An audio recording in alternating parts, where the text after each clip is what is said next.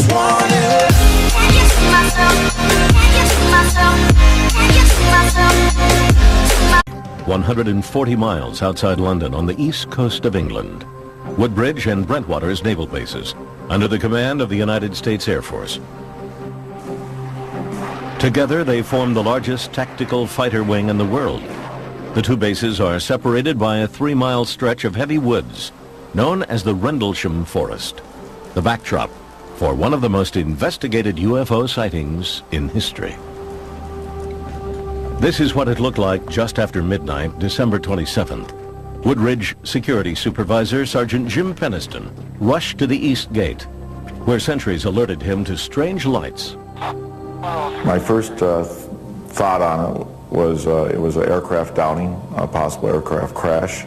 There was a color scheme of red and yellow and some white light. That's the reaction I get with chemicals. Peniston radioed back to the flight supervisor and was given permission to investigate. He and the sentries advanced into the darkness until they stumbled on a sight they could not explain. The air, for example, had a feeling of electricity in it. My feelings at the time ran from confusion to disbelief. I could not understand for the life of me what this could be. The craft itself measured approximately 9 feet by 9 feet, triangular in shape. It had no cockpit as far as I could tell. There was no windows, just this very highly shiny black glass-like material. And I think the most fascinating part of it, at least as far as I was concerned as an investigator, was the fact that this had identifiable inscription, symbols on the side of it. Peniston says he approached the craft. It was warm when he touched it. Suddenly, it began to move, lifting up silently right before his eyes, then disappearing into the night sky. Peniston claims he drew this sketch of the craft at a debriefing the next morning with the Deputy Base Commander, Lieutenant Colonel Charles Halt. The next night, Halt received word that the strange lights had returned. Well, the base commander and I looked at each other quite in disbelief. And I said, well, we both agreed we needed to put this to bed. Eager to debunk the entire affair, Halt gathered a Geiger counter, night vision starscope, and a handheld tape recorder. Then, with a few men from the Disaster Preparedness Unit, he drove to the area where Peniston had seen the UFO. Portable lights they had brought mysteriously flickered and died. Halt, concerned for the safety of his men, ordered several of them back to the East Gate. With the rest of his unit, he walked into the forest, checking radiation levels. He says they seemed unusually high. Suddenly, off in the distance, Halt spotted a glowing object. This is the actual recording Halt made of his UFO encounter that night. Okay, we're looking at the thing. We're probably about 200 to 300 yards away. It looks like an eye winking at you. And it flashes so bright to the starscope that it almost burns your eye. There's no doubt about it. This is weird. There's something very, very strange. And there we stood. Well, we didn't know quite what to think of that. But when we looked to the north, suddenly there were objects in the sky. And we watched this in awe. Suddenly the object came toward us at high speed. It moved directly toward us. I can't estimate the speed, but it moved very rapidly. Stopped and sent down a pencil-like beam at our feet. And just as fast as the beam appeared, it just clicked off, disappeared. I still have questions as to what happened. I really don't know what it was. I do know it was something strange, something that was controlled by some type of intelligence, and that's about all I really know. 2 weeks later, Halt described the incident in a memo sent to the British Ministry of Defense. The British government never responded to the memo, but word of the encounter spread. 3 years later, UFO researchers pressured the Air Force commander to release the memo under the Freedom of Information Act. News of the Rendlesham incident also generated enormous interest from UFO researchers and skeptics. Here was a case with highly credible witnesses, trained Air Force personnel. Tucson astronomer and retired U.S. Air Force pilot James McGahey is a UFO skeptic who investigated Halt and Peniston's alleged encounter. McGahey insists Halt mistook the beams from a lighthouse 5 miles away for a spacecraft. That object that was winking at him, which is on the tape, is clearly the lighthouse. Now he's looking at the lighthouse, I think, with a starlight scope. Now remember, here comes this beam of light. He's looking at this light with 100,000 times intensity. What it's going to do is it's going to burn out the image in the center, so it's going to become black. And that's what easily explains the beams and these other things. When Holt's tape is played against the flashing of the lighthouse, this seems to be the case. Right in this position here, straight ahead, in between the tree, there it is again. Watch, straight ahead off my flash right there. There it is. I see it too. I can't explain that. I really don't know. I never gave it any thought. I do know that the whole time we were out there, we could see the lighthouse. And the lighthouse was about 35 or 40 degrees off to our right from where this whole thing took place. Did area radar operators confirm the UFO sighting? Holt says maybe. They really didn't confirm they found anything. Although later I found out that when they reviewed the tapes, they did find some things on the tape. If he has a radar report, I'd like to see it, because I investigated this and I couldn't find one. Skeptics also suggest the Rendlesham UFO might have been a meteor, bright stars, or a Russian satellite that fell out of the sky that night. To me, this is just a case of where a number of people saw some lights, got a little excited, thought about UFOs, and all of a sudden everything they see is a UFO. The first night, it was a combination of a satellite reentry, a meteor fireball, and a police car driving around in the woods. The second night, it turns out to be a lighthouse, some microwave antennas, and some stars in the sky. We had a controlled landing. Apparently there was no crater. We also had a craft that was able to take back off with absolutely no sound, which tells me high technology, and maneuver back through the tree line, rise over the trees, hover momentarily, and then take off at incredible speed. It's just totally ridiculous to even consider that it was a Russian satellite or a meteor. Impossible. In 1991, believing serious questions were still unanswered, the British government finally responded to the Rendlesham incident. Nick Pope, its top UFO investigator, reopened the case. I've always felt that Rendlesham Forest is a case which displays a lot of important factors all drawn together. You have a multiple witness event. Those witnesses are trained military observers. The Defense Radiological Protection Service had no explanation as to why the radiation readings taken by Colonel Holt's team were so high. Undoubtedly, something very strange had happened there. Pope requested further investigation. The British government said no and closed the file. Perhaps in part due to this fact, Sergeant Peniston arrived at the site at approximately 1 a.m. and re-emerged from Rendlesham Forest after dawn, but could only account for less than an hour of his time. Skeptics question how Peniston could make such an historic discovery and yet not report back to base for several hours.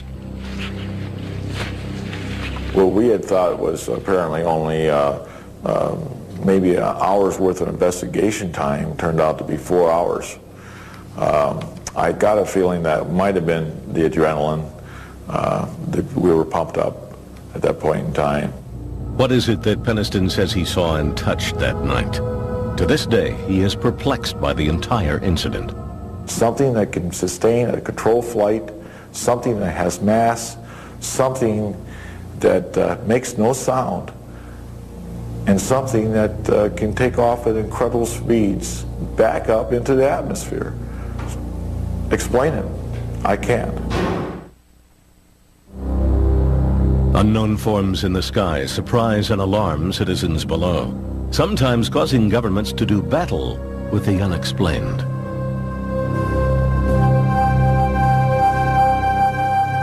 Belgium, the center of Europe, and the focus of one of the most famous UFO encounters in history. On the evening of November 15th, 1989, police officer Francis Michelzik had completed a few hours of routine patrol in Enns, a Belgian village near the German border, when Michelzik says he looked up and became one of the first witnesses of the Belgium wave. Nous avons observé une masse importante qui était dans le ciel. We saw a large mass in the sky, a triangular mass with 3 lights oriented downward, about 200 meters from our police van. Cet objet ne faisait pas bruit et il était immobile. The object was silent and immobile. This object did not correspond in any way to anything we'd seen before. À ce que nous avions déjà pu voir dans le passé.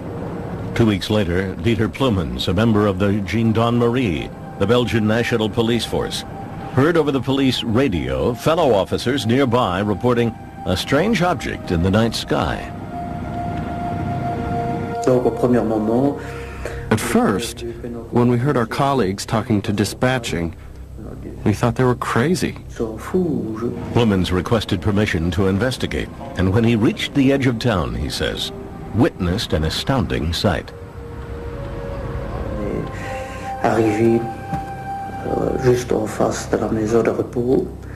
We stopped right in front of the nursing home, and there was an immense object over our heads. The object had 3 lights at its extremities and a blinking red light in the center. At a certain point, I saw a small object leave the large thing, an object which was also flashing, which came straight down and then turned and flew around the back of the nursing home. After that, the large object transformed itself into a single light, and we followed it toward Germany. Belgian radio and TV were soon filled with reports of similar sightings, prompting hundreds of calls to the office of the top UFO research group in Belgium, known by its acronym SOBEPS. Over the next several months, researchers documented more than 800 so-called close encounters. SOBEPS eventually published 2 thick volumes on the Belgium wave. Specific characteristics of the phenomenon were reported by many people. Then, on March 30th, 1990, the Belgium wave story took a dramatic twist. Near midnight, several police officers called the NATO radar installation with reports of a UFO. Within an hour, that facility and a second radar station were both tracking an unknown flying object.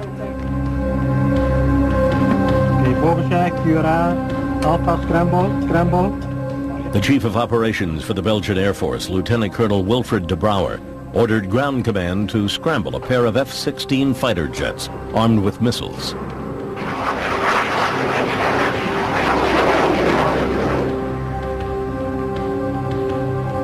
A supersonic high-tech cat-and-mouse game ensued. The jet's radar locked on to their targets 9 times, but with each lock-on, the object drastically changed its position. After an hour, the F-16s lost contact and returned to base. For weeks, the encounter was kept under wraps, but Colonel de Brouwer felt compelled to share what he knew. During an interview with a reporter from one of Europe's most popular magazines, de Brouwer described what happened. Within days, de Brouwer called a news conference and told reporters from around the world what he knew and what he didn't know. This is what the pilots saw on their radar. The UFO appears as a diamond in the center of the screen. What these pilots detected was well outside the normal flying envelope of an airplane. In other words, sometimes they had what we call lock-ons on a target, which gave a parameters varying from speeds between 150 knots till 990 knots, an acceleration which occurred in a few seconds. These speeds would be impossible to tolerate for a human being. Colonel de Brouwer never suggested the mysterious flying craft was from outer space. He only said its speed and rate of acceleration were unexplained. Over the next few months, the sightings became more sporadic, and the Belgian wave came to an end. Did the skies over Belgium become a way station for alien spacecraft? If not, what did thousands of people witness? Physical evidence is the key to proving the existence of UFOs. The Belgium wave, despite hundreds of credible eyewitnesses, has produced only one piece of convincing evidence. A photo taken by a civilian bystander in the town of Petit Rechon. The photo was examined by former NASA scientist Richard Haynes, a specialist in vision, optics, and human perception. My analysis of the Petit Rechon photograph suggests very strongly to me that the object that was photographed does not obey laws of physics as we know them. The second point I would make is it's not a forgery. And finally, I think that there may be some clues in this photograph having to do with propulsion and lift. Belgian scientists and skeptics tried to calm what they considered the UFO hysteria of the Belgian wave. A professor at the Astrophysics Institute at Belgium's prestigious University of Liège, Pierre Mega, decided to put the Petit Rechon photo to his test. We tried to reproduce this photograph, and we produced this picture, which is well, very close to the original picture. So I think the only way to go ahead and to try to understand more is to do as we did, to analyze the witness report together with the photograph and to see if everything is consistent. And there are so many inconsistencies that it's very hard to believe it's a true picture. I don't see how someone could recreate this down at almost the grain level of the film. The most convincing evidence for the skeptics' position involved the radar lock-ons of the F-16s. Belgium's Electronic War Center analyzed the radar tapes and found that the object descended below ground level at some points, a physical impossibility. The center concluded that all but one of the radar lock-ons were really caused by electromagnetic interference or unusual atmospheric conditions. Eventually, even SOBEPS agreed. But one major question remains unanswered and unexplained.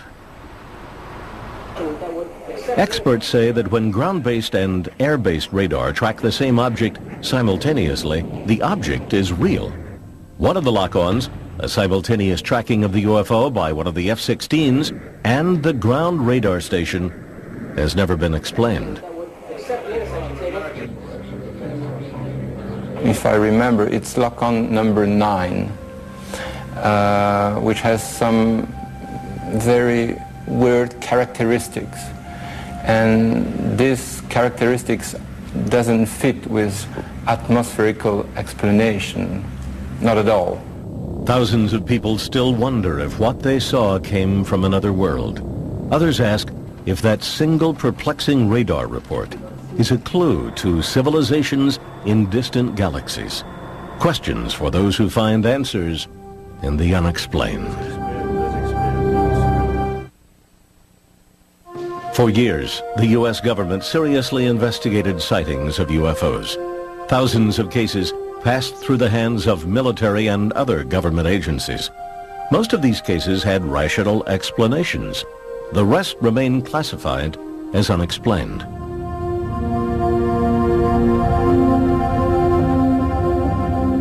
"50-year-old Polish immigrant and amateur geologist Stephen Mahalik looked forward to his weekend getaways in the Falcon Lake area, 90 miles east of his home in Winnipeg, Manitoba.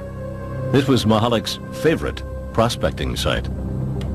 Around noon on May 20th, 1967, as he examined a quartz formation, Mahalik was distracted by some unruly geese. He looked up and was transfixed.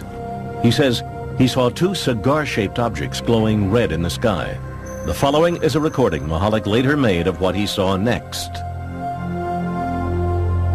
The size, was amazing. And here they're coming down.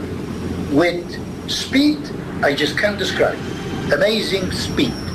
Mahalik says one of them stopped, suddenly accelerated, then disappeared. The other landed about 50 yards away. He watched in awe. I hear shh, and I hear a high-pitched whistle of running equipment, pumps on high speed. When the thing landed, it was of gray-pink color.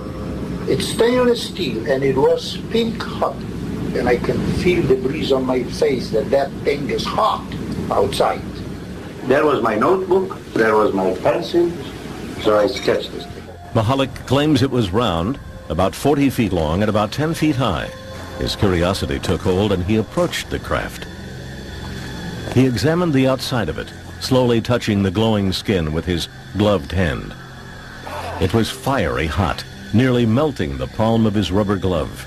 Mahalik says the craft rotated, turning its grid-like exhaust vent toward him. The blast of hot gas from the vent knocked him to the ground, setting his shirt and undershirt on fire. Suddenly, the craft lifted off the ground and, according to Mahalik, soared straight up. He threw his burning shirts to the ground, dazed and in severe pain from the burns to his chest and stomach. Mahalik says he wandered around for what seemed like hours before he managed to gather up his supplies.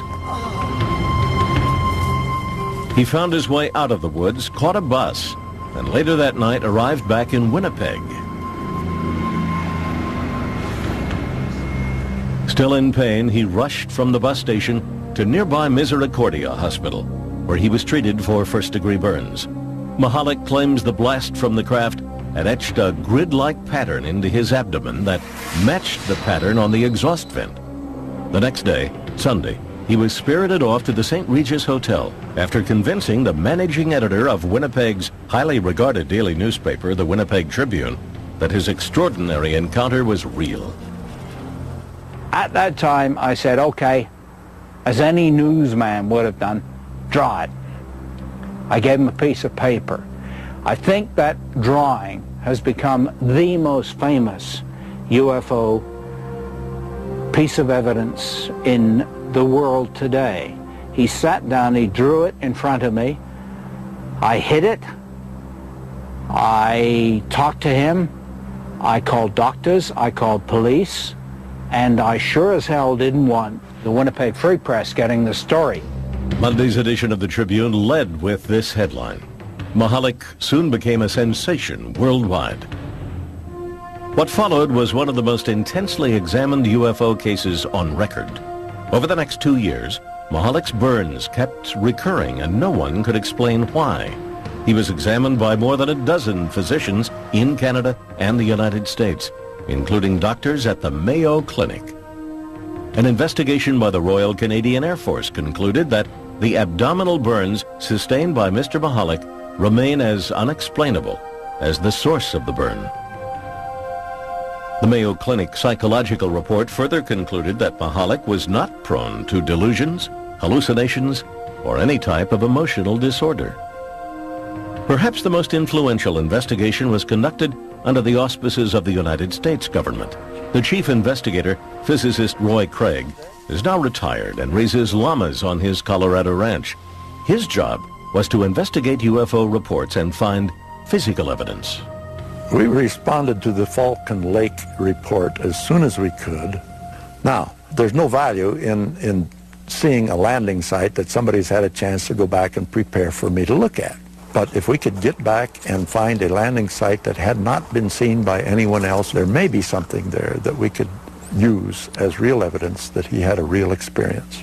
2 weeks after the encounter, Craig flew to Winnipeg and joined Mahalik on his first return to the landing site. He guided us on what he said was a big search for the site. Actually, we just roamed around in haphazard circles, coming back to about where we started and didn't go very far at all. He was trying to give us the impression of leading us on a search for a site. And we all concluded that the site probably did not exist. With no apparent physical evidence, Craig classified the case as without merit. The American investigation was over. University of Manitoba astronomer Chris Rutkowski, believing the government reports left many questions unanswered, launched his own investigation. In 1994, he published The Falcon Lake Case, Too Close an Encounter, in the respected Journal of UFO Studies. The terrain around the site is very rugged, very rocky. The brush is very, very dense. The trees all look alike. The rocks all look alike. And to a person who's disoriented, not feeling very well, it might be very, very difficult to find the exact site after some period of time has elapsed. Skeptics disagreeing with Rutkowski also do not believe that Mahalik would make physical contact with an extremely hot object he assumed was a UFO. But this does not surprise his son. He is the kind of fellow that fear is not in his vocabulary. Not that he's a fearless man, but that when he sees something he doesn't understand, he doesn't fear it. He just chooses to understand it. Skeptics wonder why no one else saw the craft. I talked with the people who were in charge of managing the fire tower. It was manned at that time, and the people were absolutely certain that there was no way that two vehicles like he described, glowing as they were, could fly into that space and out again. There was no way that that could happen without their seeing it.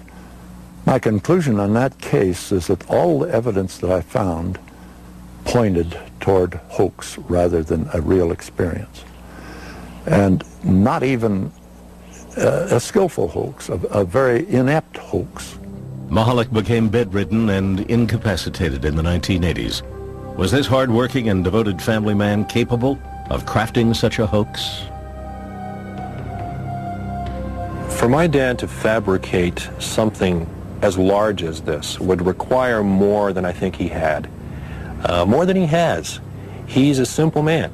He grew up and lived a very straight, hard life. This was no con man. This was a man who later went down a mail. They couldn't figure it out. I couldn't figure it out. The doctor I had there couldn't figure it out. I am not about to be taken by anybody. This guy didn't take me. This guy was legit. Stephen Mahalik never wavered from his story. He believed he had encountered a UFO. Roy Craig and the U.S. government disagreed, but they never classified the case as solved. The official report lists Mahalik's sighting as unexplained. In the past, the U.S. government routinely took a keen interest in reports of UFOs. Now it denies any investigative role, leaving only questions for witnesses of close encounters with the unexplained. On the night of March 8, 1994, something strange was sighted in the skies over Holland, Michigan, on the southeastern shore of Lake Michigan. Witnesses were startled and called police. There were at least 4 lights, and they were all flashing like okay, they were the sequence. It was a kind of like a V. There's like probably 4 or 5 lights, and they were all flashing right in a row from the top all the way down to the bottom. The lights hovered over the outskirts of town near the home of Holly and Darrell Graves. Their 15-year-old son, Joey, was sitting in the living room watching TV. Out of the corner of my eye, I saw a light, and I looked out the window, and there was a round circle of light. I called my parents and they were sleeping. They didn't know what was going on, and my mom, she called 911 to get a cop or someone out here to look at it. 911. We were just wondering, have you heard anything about these lights that are flickering up here? It's different. I've never seen anything like it. Okay, we'll have somebody check it out. It looked like a sphere. The lights were really weird because they changed, but they kind of faded into a different color, so it wasn't like regular lights. So it was kind of weird. We watched it up to about a half hour, just slowly moving south. We were just in awe, I think, about the whole thing. There was no noise. It was very peaceful out. We just stood there and watched this object. At that moment, Officer Veldhuis pulled in the driveway. What I saw were 2 bright lights. Their movement was something that really caught my attention. Their speed accelerated, and then it slowed down again. And I decided to have our 911 dispatcher contact a radar operator in Muskegon, Michigan. It was a clear night. It was about 10 p.m. I was alone on duty, and we had a call from the central dispatcher in Ottawa County, which is quite common for the police department to call us whenever they have any type of weather questions. Weather Service, Muskegon. Hi, Muskegon. This is Ottawa County 911 calling. You getting anything weird down in the southern Ottawa County area? Bouchon checked his radar for any images, what radar operators call returns. I'm seeing 3 of those. They're very strong. These are huge returns. I've never seen anything like this. Not even when I'm doing storms. This is really weird. These are bigger than planes. They're about over the center of Lake Michigan, 3 of them in a triangle. What was extraordinary about the case was that radar apparently detected the object at the same time witnesses saw it. It's a level of confirmation rarely achieved in reported UFO sightings. Airplanes look like they're moving. These were just sitting still. And then a few minutes later, they would disappear from one spot and show up somewhere else.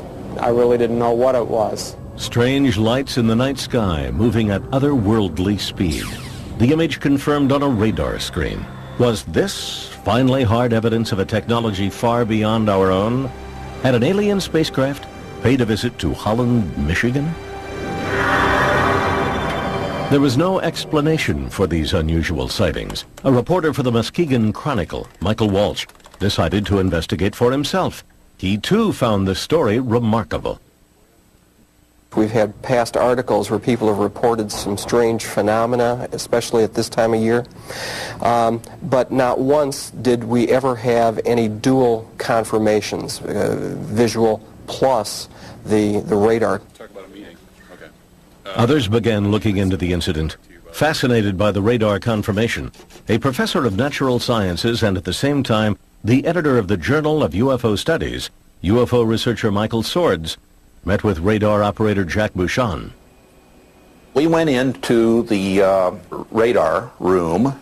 This young fellow really knew how to use the equipment. He would show us the difference between a hard count of something like an airliner and a soft response of something like a storm cloud. And it was obvious this was an extremely competent operator.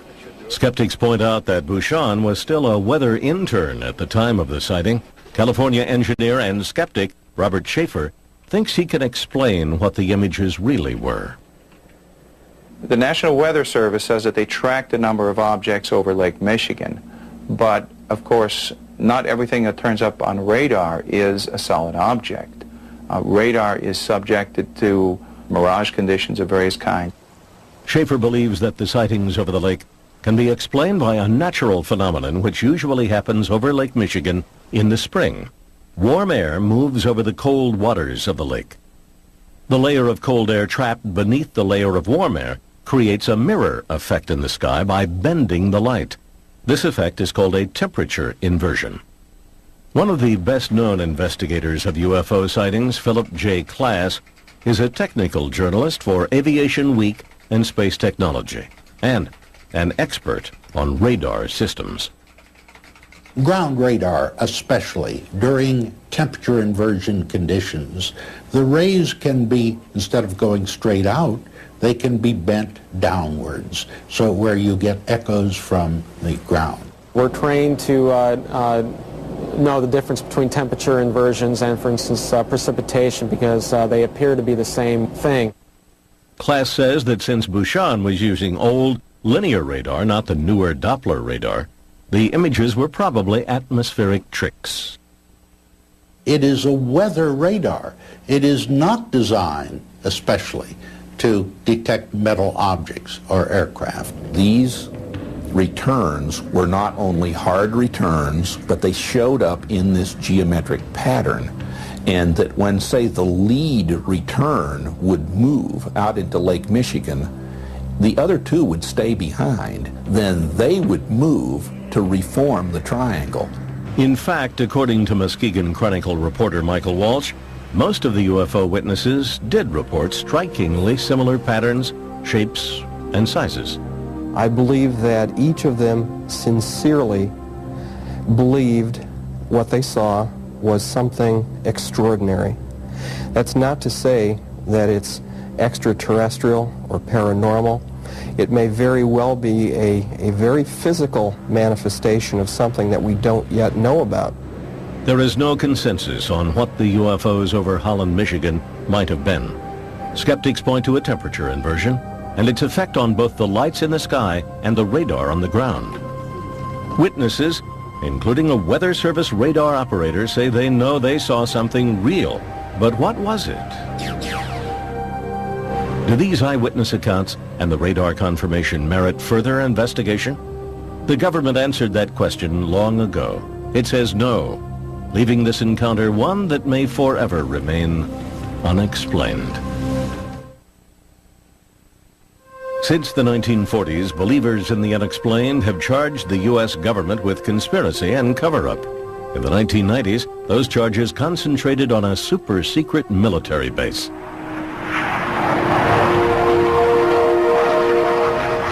In the heart of the desert, on the outskirts of Las Vegas, sits Nellis Air Force Base. 85 miles to the northwest is Restricted Area 4808E, popularly known as Area 51, a jumble of mysterious hangars and runways in one of the most desolate places on Earth. Officially, it does not exist. Here is where the U.S. tests its most exotic flying machines. The B-2 stealth bomber, the Blackbird, and the U-2. The Area 51 control tower identifies itself to area pilots only as Dreamland. There are no tours of Area 51. Instead, soldiers carry loaded machine guns with the authorization to use them. This base, shrouded in secrecy, has become for many the focus of the world's fascination with UFOs and its hope for contact with extraterrestrial life. UFO fans from all over the world drive the extraterrestrial highway, a lonely stretch of road that hugs the perimeter of the base, to Mailbox Road. From this location, hundreds of UFO sightings have been reported. The vast majority have been explained as lights from the latest earthbound military technology. Some, however, are harder to identify. Author Chuck Clark describes a remarkable craft he says he has seen many times. It can go from a hover to several thousand miles an hour and back to a hover instantly. It can make very sharp right-angle turns and sharper than right-angle turns. I've seen 120-degree turns at high speed. It appears and disappears in mid-air, things that normal aircraft don't do. UFO buffs contend the U.S. is testing an extraterrestrial craft at Area 51. But skeptics and UFO researchers agree that Area 51 is a UFO bust. Almost all the sightings I hear about happen at night. And at night, you can't judge distance. You can't judge easily height in the sky. You can't judge speed. What I think is that there are no UFOs there. There are no UFOs being developed there. There's no UFO technology there. Today, the government does not investigate UFO sightings, but for years they were of vital interest. Beginning in 1948, the U.S. Air Force began what became known as Project Blue Book, the government's official UFO investigating arm. But both skeptics and UFO believers say Project Blue Book was half-hearted at best. As time went on, and especially after the year of 1952, Blue Book's mission was changed. It was changed from being a somewhat serious look at unidentified flying objects to be basically a public relations office to try to diffuse emotionalism that was occurring in the American public about this. So, because this was a rather unsatisfying task to the people at Wright-Patterson Air Force Base, they tried rather continuously from the mid-50s onward to get rid of this task. In 1966, the U.S. Air Force commissioned the University of Colorado to conduct a thorough evaluation of the UFO phenomenon. The Condon Commission, named after its chairman, Dr. Edward Condon, began an 18-month investigation that ended in controversy. Condon was an eminent physicist who ridiculed UFOs. He didn't take it seriously.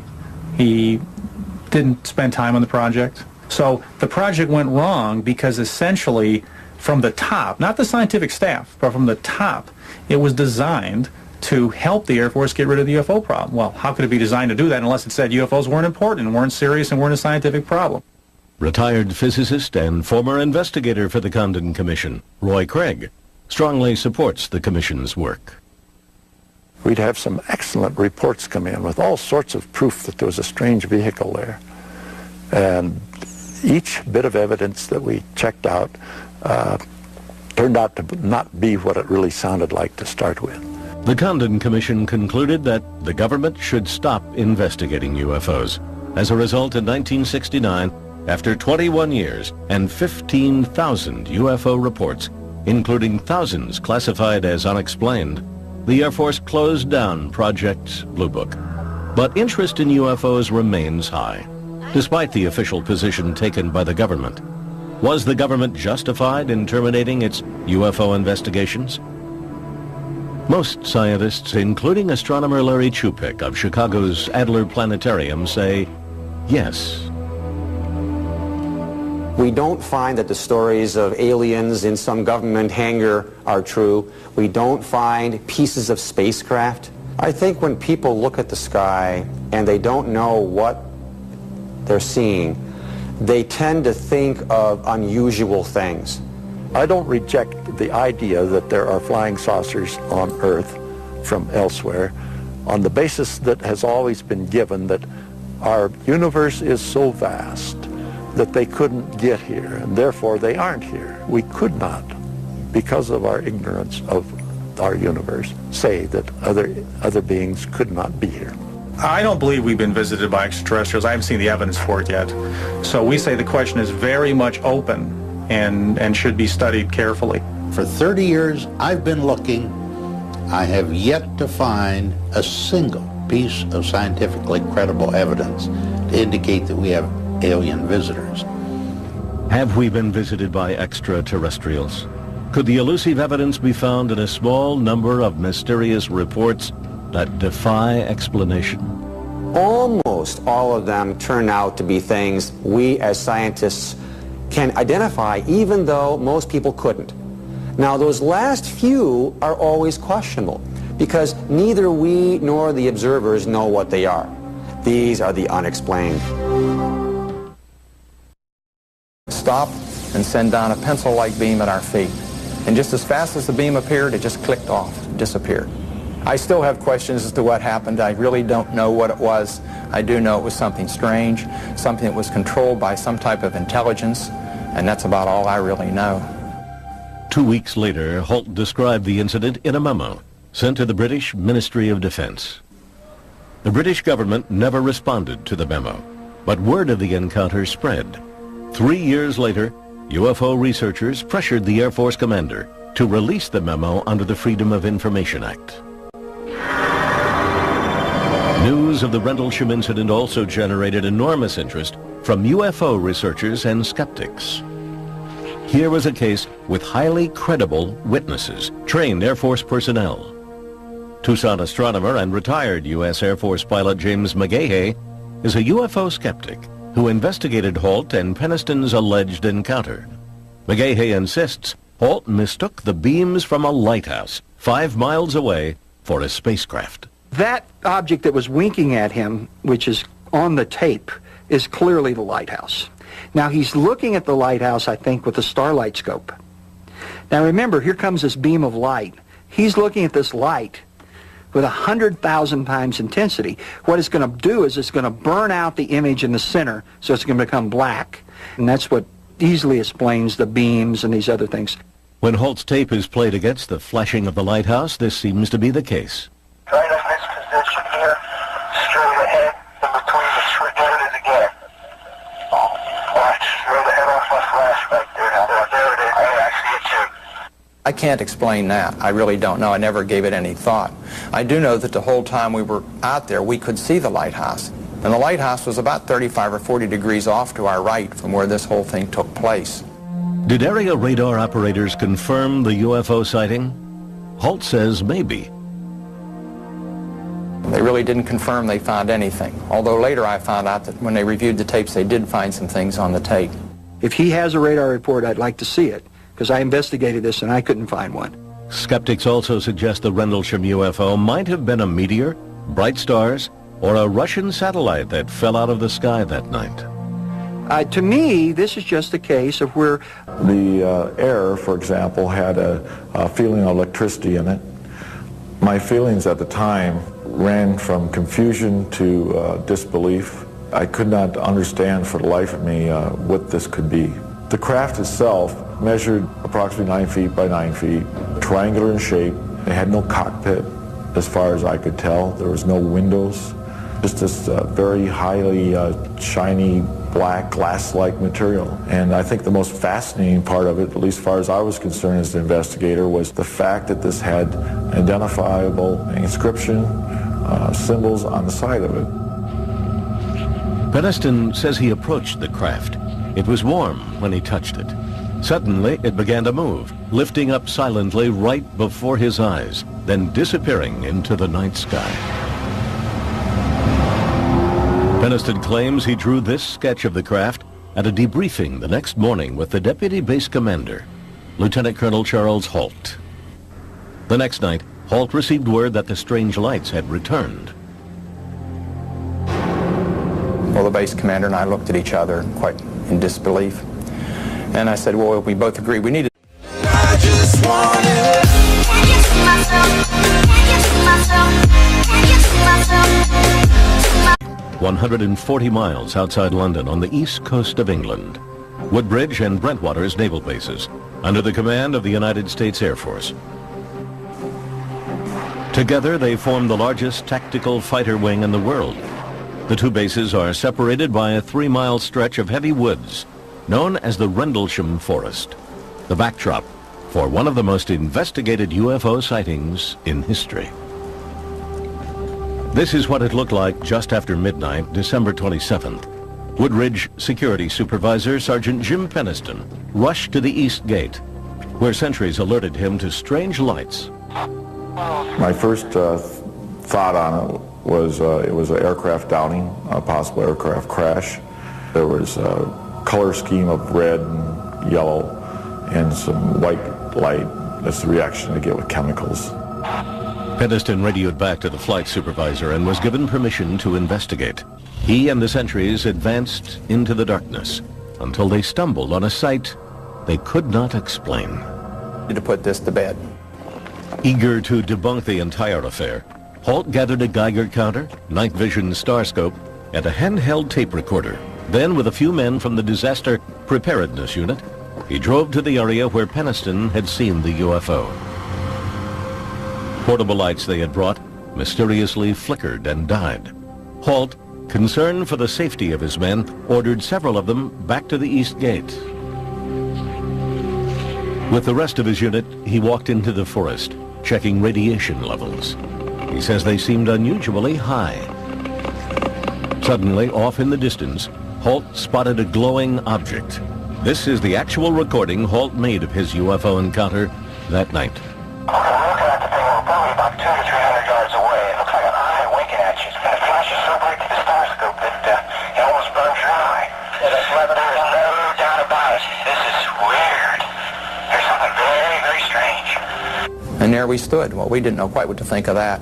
But when we looked to the north, suddenly there were objects in the sky. And we watched this in awe. Suddenly the object came toward us at high speed. It moved directly toward us. I can't estimate the speed, but it moved very rapidly.